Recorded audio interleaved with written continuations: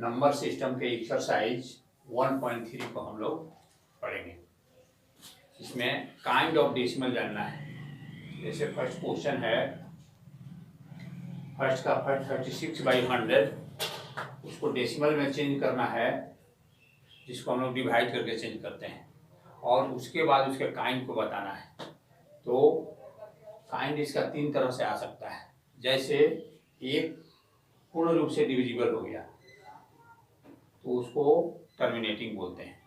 एक कितना भी डिवाइड करते जा रहे हैं वह डिविजिबल नहीं हो रहा है, कुछ न कुछ रिमाइंडर बच जा रहा है, उसको नॉन टर्मिनेटिंग कहते हैं। एक नॉन टर्मिनेटिंग तो है लेकिन बार बार एक ही संख्या रिपीट होता है, तो उसको नॉन टर्मिनेटिंग रिपीटिंग कहेंगे।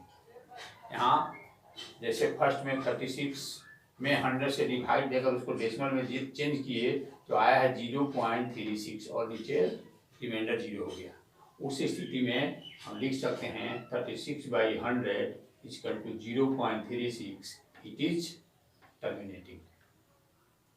दूसरी स्थिति है 1/11 में, जिसमें 11 से 1 में डिवाइड कर रहे हैं तो आया है 0.0909। ये बार बार आते जा रहा है, यहाँ दिखाया हुआ है। ये जितना बार हम डिवाइड करेंगे 090909 आते जाएगा, इसलिए इसको बोलेंगे it is non terminating repeating. इस फर्स्ट क्वेश्चन के शेष को आप इसी दोनों के आधार पर बना सकते हैं। नेक्स्ट क्वेश्चन है 2 में। क्वेश्चन में दिया हुआ है कि 1/7 = 0.142857 इतना दिया हुआ है। तो आपको वैल्यू निकालना है 2/7 का, 3/7 का, और 4/7 का, 5/7 का और 6/7 का। जबकि क्वेश्चन में कहा है कि डिवाइड करके नहीं निकालना है। ऐसा नहीं कि 2 में 7 से डिवाइड करके डेसिमल में बदल कर हम आंसर को लिख देंगे, ऐसा नहीं करना है। तो उसके लिए हम क्या किए, 2/7 को यहाँ बाहर किए तो 2 × 1/7 लिख सकते हैं। जबकि हम जानते हैं 1/7 का वैल्यू यहाँ दिया हुआ है, तो अब 2 × 1/7 के वैल्यू को रख करके मल्टीप्लाई कर देंगे तो आंसर तक हम जा सकते हैं।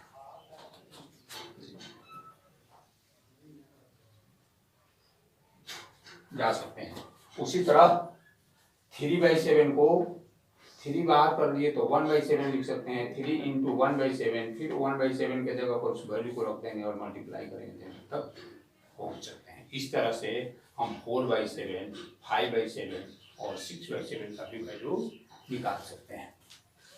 नेक्स्ट है 3 क्वेश्चन दिया है 0.6 का रेकरिंग, उसको रेशनल नंबर के रूप में लाना है। ये ज़्यादा महत्वपूर्ण है, इसको ध्यान से समझेंगे।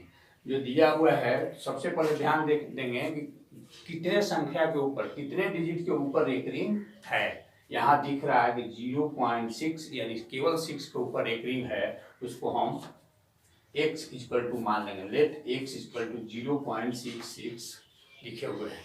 आप 6 को जब यहाँ रेकरिंग है तो जितनी बार इच्छा हो लिख सकते हैं। हम यहाँ पर 2 बार ही लिखे हुए हैं। यहाँ डॉट डॉट दिया हुआ ये दर्शाता है कि 6 असंख्य बार हो सकता है। अब इसको फर्स्ट इक्वेशन मान लिए और in equation first multiply by 10। 10 से क्यों मल्टीप्लाई किए, जब एक संख्या पर रेकरिंग रहेगा तो 10 से, 2 पर रेकरिंग रहेगा तो 100 से, 3 पर रेकरिंग रहेगा तो 1000 से मल्टीप्लाई कर सकते हैं। यहाँ चूंकि एक पर रेकरिंग है, एक डिजिट 6 पर रेकरिंग है, इसलिए 10 से मल्टीप्लाई किए हुए। इधर हो गया 10x, इधर 6.66। यहाँ इसमें 10 से मल्टीप्लाई करने के बाद 6.6 होना चाहिए, लेकिन यहाँ दिखाया हुआ है कि यह असंख्य बार लिख सकते हैं। तो फर्स्ट में डेसिमल के बाद जितना बार लिखे रहेंगे, यहाँ भी डेसिमल के बाद उतना ही बार लिखेंगे। यहाँ जब 2 टाइम लिखे हैं तो यहाँ भी 2 टाइम लिखेंगे। यहाँ यदि 3 टाइम लिखे रहेंगे तो यहाँ भी 3 टाइम लिखेंगे।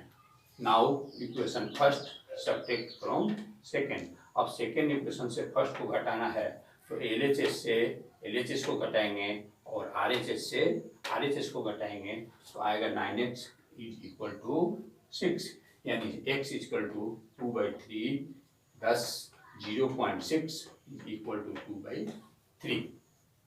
अब क्वेश्चन नंबर सेकंड बनाएंगे, थोड़ा सा ये फर्स्ट से दूसरे तरह है। जैसे 0.47 में 7 पर एक रिंग है, तो इसको भी उसी के अनुसार x के बराबर माने हैं। Let x equal to 0.477 dot dot दिए हुए हैं, यानी 7 को अनगिनत बार लिख सकते हैं। ये फर्स्ट इक्वेशन हुआ। अब सबसे पहले सोचेंगे कि जिस संख्या पर एक रिंग नहीं है उसको डेसिमल के बाएं करना है। तो एक अंक है, इसलिए 10 से मल्टीप्लाई करेंगे तो 4 बाएं तरफ चला जाएगा। तो लिखे हैं in equation first multiply by 10, ये हो जाएगा 10x, ये हो जाएगा 4.77 डॉट डॉट डॉट।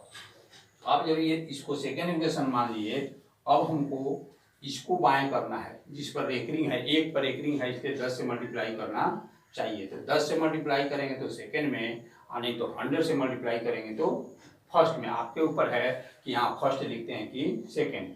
फर्स्ट लिखेंगे तो 100 से, सेकेंड लिखेंगे तो 10 से, क्योंकि एक ही संख्या को बाएं करना है। यहाँ हम सेकेंड फर्स्ट में लिखे हुए 100 से, फर्स्ट में मल्टीप्लाई करें तो 100x इक्वल टू यहाँ आ जाएगा 47.77 यहाँ एक बढ़ाए हुए हैं, क्योंकि डेसिमल के बाद बराबर ही वह डिजिट होना चाहिए। 7 डेसिमल के बाद बराबर होना चाहिए, पूर्व में बताए हुए हैं पीछे। अब equation second subtract from third, third से सेकेंड घटाइए। थर्ड के लेफ्ट में 100 है, सेकेंड के लेफ्ट में 10 है, तो 100x माइनस 10x, इधर 47.77 माइनस 4.77 माइनस करेंगे तो 90x equal to 43, x equal to 43/90, यानी 0.47 का रेकरिंग इक्वल टू होगा 43/100। नेक्स्ट ये सिंपल है 43/90, 43, यहाँ 0.47 का रेकरिंग इज इक्वल टू 43/90 आपका आंसर होगा। नेक्स्ट क्वेश्चन है 1/17 को डेसिमल में चेंज करना है। तो डेसिमल में तब तक चेंज करना है जब तक रिपीटिंग ना हो जाए, नहीं तो परफेक्ट न कट जाए। तो परफेक्ट करने के लिए तो डिवाइड करने का प्रयास करेंगे। डिवाइड करने का प्रयास करेंगे तो यहाँ 1 को 17 से डिवाइड करना शुरू करेंगे, और तब तक डिवाइड करते जाएंगे जब तक कि फिर वही संख्या रिपीट न होने लगे। यहाँ कुछ दूरी तक हम डिवाइड करते करते आए हैं, जगह के अभाव में इसके बाद छोड़ दिए हैं। शेष आप करेंगे और यहाँ देखेंगे कि 1/17 इज इक्वल टू ये संख्या आ रही है। ये आने का अर्थ है कि इसके बाद फिर यही रिपीट होना शुरू हो जाएगा, तब हम स्टॉप कर देंगे और इसके ऊपर रेकरिंग देकर आंसर लिखेंगे। इसी एक्सरसाइज का क्वेश्चन नंबर 6 है कि कोई रेशनल नंबर यदि p/q के रूप में हो तो q का वैल्यू क्या क्या हो सकता है, या q किस फॉर्म में रह सकता है कि वह टर्मिनेटिंग आएगा। यहाँ लिखे हुए हैं the prime factor of q has only power of 2 और ओनली पावर ऑफ 5 और बोथ। यानी q का यदि प्राइम फैक्टर करते हैं तो केवल 2 2 2 ही आना चाहिए, या केवल 5 5 5 ही आना चाहिए, या 2 और 5 आना चाहिए। इसके अलावा और कोई डिजिट आ गया 3 7, तो उस स्थिति में नॉन टर्मिनेटिंग होगा। इसलिए आंसर यही होगा the prime factor of q has only power of 2 और ओनली पावर ऑफ 5 और बोथ। यहाँ हिंट्स में लिख दिए हैं कि 2 × 2 × 2 ऐसा हो, या 5 × 5 × 5 ऐसा हो, या कुछ दूरी तक 2 हो और कुछ दूरी तक 5 हो। इसके अलावा हमें कुछ नहीं होना चाहिए, ये आंसर का हिस्सा नहीं है। दूसरा है कि क्वेश्चन नंबर 7 में आपको एग्जाम्पल लिखना है non terminating non repeating. Non terminating non repeating का कोई एग्जाम्पल लिखना है। यहाँ हम लिखे हुए हैं 0.01 001 001 401 और उसके बाद डॉट डॉट दिए हुए हैं। इसके जगह पर आप अदर एग्जाम्पल भी ले सकते हैं, लेकिन उसका ये इसी टर्म में होना चाहिए, यानी यहाँ 0 का डिफरेंस अलग अलग होना चाहिए। फिर उसी तरह 2 को लिए हैं, उसी तरह 3 को लिए हैं। आप इस तरह से इस एग्जाम्पल देकर अनुसार लिख सकते हैं। क्वेश्चन नंबर 8 भी इसी से मिलता जुलता है। 5/7 और 9/11 के बीच आपको लिखना है 3 डिफरेंट इरेशनल नंबर।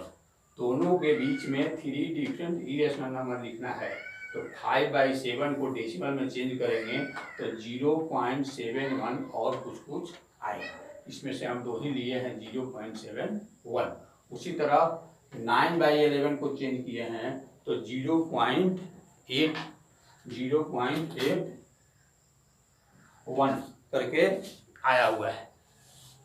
अब हमको सोचना है कि 0.71 से अधिक और 0.81 से कम, यानी इस दोनों के बीच में हमको इरेशनल नंबर लिखना है। यहाँ लिखे हुए हैं 3 डिफरेंट इरेशनल नंबर्स बिटवीन इतना इतना इज इक्वल टू, इससे थोड़ा सा आगे बढ़ेंगे 0.72 लिखे हैं 0.72, सिंगल 0.72, डबल 0.72, ट्रिपल 0.72, इस तरह से करके आप लिख सकते हैं।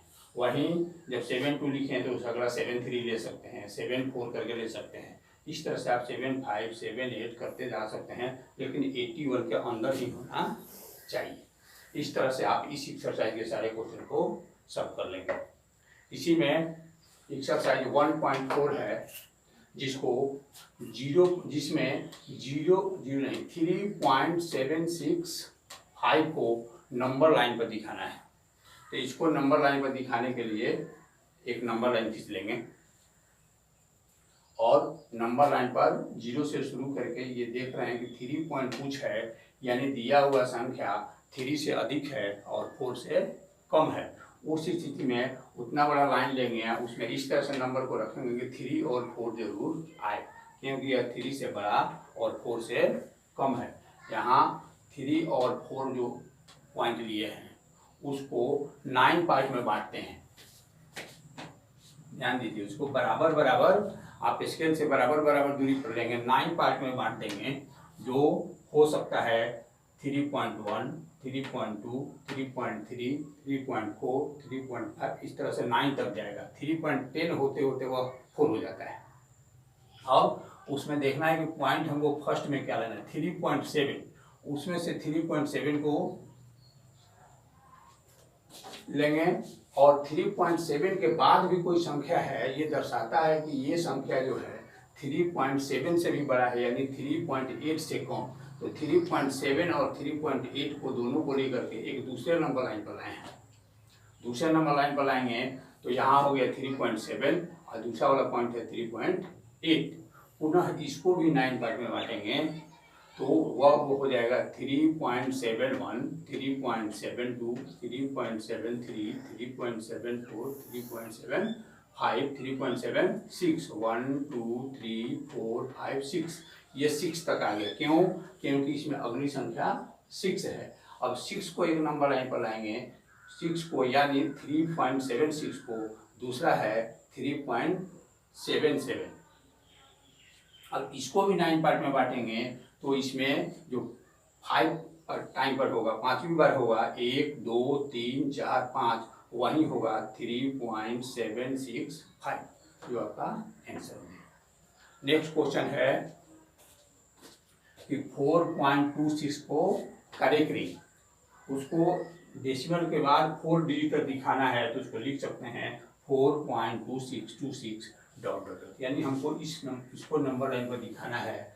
बिल्कुल इसी तरह से एक नंबर लाइन खींच लेंगे और ये संख्या दिख रही है कि 4 से बड़ी है और 5 से छोटी है, तो 4 5 के बीच में 9 मार्क कर लिए। 9 मार्क में 4.2 को एक नंबर लाइन पर लाए, उसके बाद यानी 4.3 को लाए, उसको भी 9 पार्ट में बांट लिए और उसमें से 4.26 और 4.27 को लिए। इस तरह से करते जाएंगे तो अंत में हम 4.2626 पर पहुँच जाएंगे, जो हमारा सॉल्यूशन होगा। इसमें स्केल का यूज करेंगे और नंबर से नंबर की दूरी को बराबर रखेंगे, अच्छा होगा। शेष समस्या होगी तो अगले वीडियो में पूछ सकते हैं।